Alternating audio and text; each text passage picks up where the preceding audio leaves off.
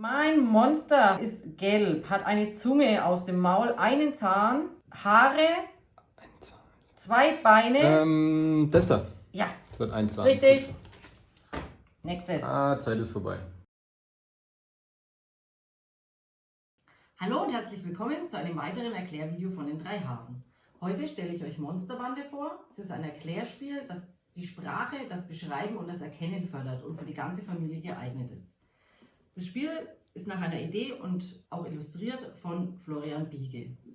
Das Spiel ist ab 7 Jahren für 2 bis 8 und mehr Spieler geeignet und dauert ca. 20 Minuten. So, und jetzt geht's los. Wir beginnen mit der Vorbereitung. Und zwar haben wir zweimal 54 Kärtchen, einmal mit blauer Rückseite und einmal mit roter Rückseite. Und diese Karten sind identisch, das sind 54 verschiedene Monster in 3 verschiedenen Farben. Und dieselben gibt es eben mit roter Rückseite nochmal. Die blauen werden alle offen ausgelegt und die roten werden verdeckt auf einen Stapel oder 2 am Rand bereitgelegt. Wir haben eine Sanduhr, wir haben 2 Würfel und eine Anleitung. Jetzt erkläre ich euch die Grundregeln. Es gibt auch Varianten, die sogar schon für kleinere Kinder auch interessant sind, aber die Grundregel ist ein Erklärspiel. Monsterbande wird in Teams gespielt und es geht darum, die meisten Monsterzwillinge zu finden. Einer aus dem Team beschreibt das Aussehen eines Monsters und die Teamkollegen müssen es möglichst schnell entdecken. Dafür hat man genau 1 Minute Zeit, doch es dürfen nicht alle Wörter gesagt werden. Diese Tabus werden vor jeder Runde mit 2 Würfeln vorgegeben. Das Herzstück unseres Spiels sind natürlich die vielen kleinen Monster, die auf den ersten Blick alle ziemlich ähnlich aussehen, aber wenn man genauer hinschaut, sind sie doch sehr unterschiedlich. Und zwar haben wir gelbe, blaue und rote Monster. Wir haben Streifen, Punkte, Schuppen, wir haben viele Augen, wir haben wenige Augen, wir haben einen Hut, wir haben keinen Hut, wir haben Ohren, wir haben Hörner. Also man muss ganz genau hinschauen und der Erklärer sollte möglichst exakt beschreiben, sodass eben die Monster schnell gefunden werden können. Ja, dann haben wir hier eben 2 Würfel, die schließen eben jeweils jede Runde 2 Kategorien aus. Und zwar haben wir da folgende Kategorien. Das ist einmal Farbe, Hut und Brille, Schuppen und Haare, Streifen und Punkte, Hörner und Ohren, Arme und Hände, Beine und Füße, Augen, Mund, Zähne und Zunge. Und dann haben wir noch 2, die sind ein bisschen komplizierter. Das ist einmal die Größe. Wenn die Größe gewürfelt wird, dann darf ich überhaupt keine Angaben zu groß, klein, schmal, breit, lang, kurz und so weiter geben. Und dann haben wir noch die Anzahl. Wenn die Anzahl gewürfelt ist, dann darf ich keinerlei Zahlen sagen, aber auch keine Wörter wie ein, eine, kein, keine, viele, wenige, einige. Also ich darf mich höchstens darauf beschränken zu sagen, mein Monster hat Augen oder Hörner, also die Mehrzahl zu verwenden, aber keine Zahlen. Genau, die werden eben, bevor jede Runde startet, gewürfelt und bestimmen dann eben die 2 Kategorien, die ich nicht erwähnen darf. Wir haben die Zeit und die wird umgedreht, hat man genau 1 Minute Zeit. Diese 2 Sachen hier, dafür ist das gegnerische Team verantwortlich. Also das gegnerische Team muss aufpassen, dass ich keins der verbotenen Wörter sage und muss die Zeit im Auge behalten, um eben rechtzeitig Stopp zu rufen, wenn die Zeit um ist.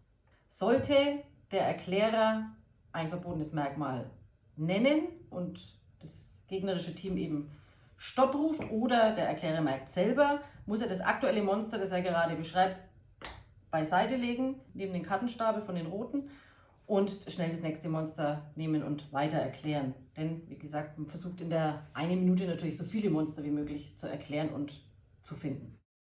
Das Spiel fängt an, indem eben die Würfel geworfen werden. In dem Fall wären das jetzt die Kategorien, die nicht genannt werden dürfen, Hörner und Ohren und Haare und Schuppen. Dann wird die Zeit umgedreht und die erste Karte wird gezogen und es geht los. Ich fange an. Mein Monster ist gelb. Es hat Augen, die auf dem Kopf oben drauf sind. Es hat einen breiten Mund mit 4 Zähnen und 1, 2, 3, 4, 5, 6 Beine. Das da? Jawohl. Die Teammitglieder dürfen sich natürlich vorher beraten, bevor sie einen Tipp abgeben. Sie dürfen mir auch Fragen stellen. Allerdings, wenn Sie mir Fragen über die verbotenen Kategorien stellen, darf ich nicht antworten. Ansonsten ist die Karte verloren. In dem Fall Wenn richtig getippt wurde, darf sich das Team diese beiden Monsterzwillinge als Gewinn auf die Seite legen und man zieht schnell das nächste Monster nach und fängt das an zu erklären. Sollte dieses Monster nicht richtig geraten worden sein, dass zum Beispiel dieses hier getippt wurde, dann ist es falsch. Dann muss ich auch dieses Monster auf die Seite legen und schnell eine neue ziehen und weiter das nächste erklären. Wie gesagt, in dieser 1 Minute versucht man so viele Monster wie möglich zu erklären, zu beschreiben und die Teamkollegen versuchen so viele wie möglich zu finden. Wer am Ende dann die meisten Monsterpärchen gesammelt hat, ist Gewinner. Sobald die Sanduhr durchgelaufen ist und die Runde beendet ist, ist das nächste Team an der Reihe, bestimmt seinen Erklärer, würfelt die Würfel, Zeit wird umgedreht und dann geht es weiter. Der Erklärer wechselt natürlich jede Runde im Team. Das ist ja ganz klar. Ist jedes Mal jemand anders. Am Anfang ist natürlich das viel, viel schwerer, weil da liegen ja noch so viele verschiedene Monster hier. Aber es werden ja im Laufe des Spiels immer weniger und dann wird es natürlich immer einfacher, das richtige Monster dann zu finden. Genau, man hat schwierige Kategorien, die ausgeschlossen sind. Also manchmal ist es schwer, es nicht zu sagen, zum Beispiel die Farbe, dann wird es natürlich echt schwer, das zu finden. Aber da muss man sich halt irgendwie anders die Monster erklären. Muss man eben versuchen, einen anderen Weg zu finden. Also man kann auch ganz genau hinschauen, dann fallen einem auch so einzigartige Merkmale ein, wie zum Beispiel das eine Monster hat hier ein Kreuz. Das hier hat als einziger so Haare zu einer Palme auf dem Kopf.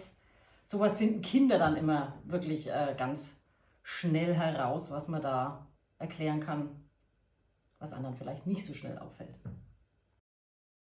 Monsterbande fördert die Sprache, das genaue Hinsehen, das Erkennen und Beschreiben. Da eben so viele kleine, feine Unterschiede auf den Karten sind und man wirklich ein bisschen denken muss, da eben 2 Kategorien ausgeschlossen sind. Von daher ist es für jeden geeignet, also für Groß und Klein, für Kinder und Erwachsene, also es ist für alle eine Herausforderung. So, und nun noch zu den Varianten. Und zwar haben wir eine Variante für 2 Spieler in der Regel. Und zwar, da versucht man das in möglichst wenigen Runden alle Pärchen zu finden. Also immer abwechselnd natürlich, 1 Minute. Versucht eben der eine zu erklären, der andere findet. Und je weniger Runden man das schafft, umso besser ist man. Dann zu dritt ist immer einer Erklärer und 2 suchen. Wenn einer eins findet, dann bekommt das eine Kärtchen, also das gefundene Kärtchen, bekommt der Sucher und der Erklärer bekommt das andere Kärtchen. Und nach 1 Minute wechselt es dann, da ist der nächste der Erklärer und die anderen 2 suchen. Und wer dann eben da die meisten Kärtchen am Schluss hat, der hat gewonnen. Dann haben wir für kleine Kinder, da kann man entweder einen oder sogar beide Würfel einfach weglassen. Dann ist es auch mal einfacher ohne verbotene Merkmale oder Körperteile. Und man könnte auch die Kärtchen reduzieren. Also muss man natürlich die gleichen Kärtchen bei Blau und bei Rot rausnehmen. Und dann gibt es noch die ganz klassische Memo-Variante, denn man kann da sehr gut auch Memory spielen. Und zwar, indem man halt alle verdeckt hinlegt und immer eine blaue und eine rote aufdeckt. Wenn es die gleichen Monster sind, darf man es behalten. Wenn nicht, werden sie wieder umgedreht. Ganz normal. Ja, das waren die Varianten noch. Und ich hoffe, es hat euch gefallen. Ich wünsche euch ganz viel Spaß beim Spielen. Falls ihr noch Fragen habt, schreibt uns gerne. Wir versuchen, so schnell wie möglich zu antworten. Wenn es euch gefallen hat, gebt uns ein Like, abonniert uns. Wir freuen uns über jedes Feedback. Vielen Dank fürs Zuschauen. Bis zum nächsten Mal. Ciao!